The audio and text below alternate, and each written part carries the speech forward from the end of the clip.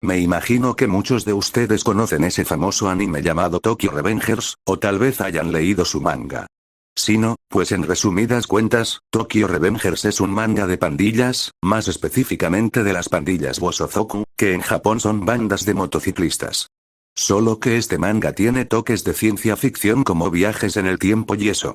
Hoy les recomendaré un manga que trata el mismo tema, que nos muestra el mundo de las pandillas de moteros, lo peligrosos que son, mostrándonos cómo son realmente sin ningún tipo de romantización o tratando de tapar el sol con un dedo.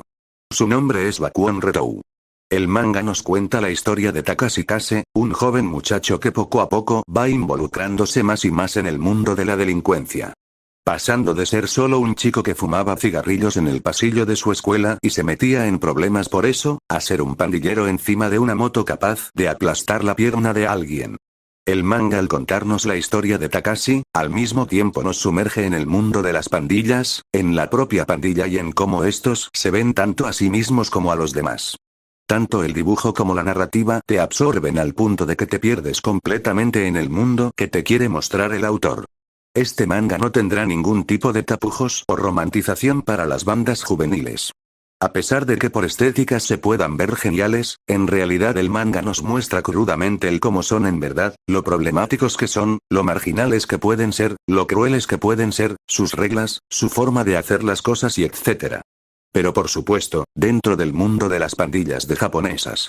Enseñando por completo cómo son estas, desde la brutalidad hasta la lealtad. He de decir que mientras más pasan los capítulos y más vamos sabiendo del mundo que los rodea, les advierto que no esperen mucha moral por parte de los miembros. Digo, son pandilleros después de todo.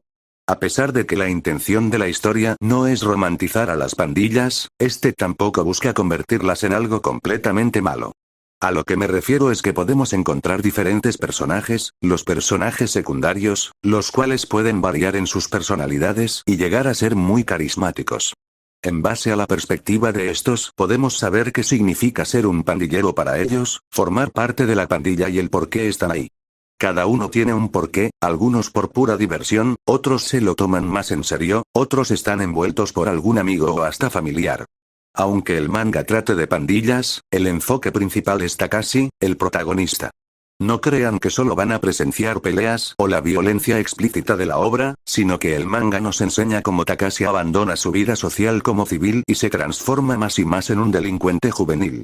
Dejando de lado la educación, apartándose de su familia, también de todo aquel que no tenga nada que ver con el mundo de las pandillas, llegando al extremo de menospreciar a todos los demás, a las personas normales que viven su vida en la monotonía de las reglas sociales.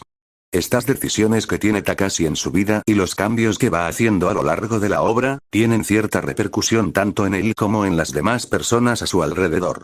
Que creo que una de las personas más perjudicadas vendría siendo su madre. Tal vez el manga no nos muestra las cosas desde su perspectiva, pero la situación que vive con su inútil marido y la rebeldía de su hijo, al punto de ser tratada mal por él, nos dejan en claro que ella está aguantando y sufriendo todos estos cambios en su vida familiar. Pero viendo más allá del panorama, el mundo alrededor de Takashi cambia, sus amigos, la pandilla, las propias calles, etc. Lentamente todo se va expandiendo, mostrándonos así una parte de Japón que seguramente muchos no conocen. Lo que me gusta de este manga es que así como nos enseña la adrenalina, la acción y la locura en la que se ve envuelta la pandilla, también nos enseña los riesgos de ser uno, las tragedias que se pueden sufrir, los malos caminos que se pueden tomar y convertirte en algo peor. La marginalidad y el cómo estos parecen solo crearse un lugar en una sociedad que en verdad no los soporta. Nos enseña el infierno que es la vida de la delincuencia. Todo esto lo vemos a través de la experiencia de Takashi. Ya que como espectadores no solo seguimos sus pasos, sino que también la de los demás. Como dije, los personajes pueden ser muy carismáticos, así que es fácil poder encariñarte con cualquiera de ellos.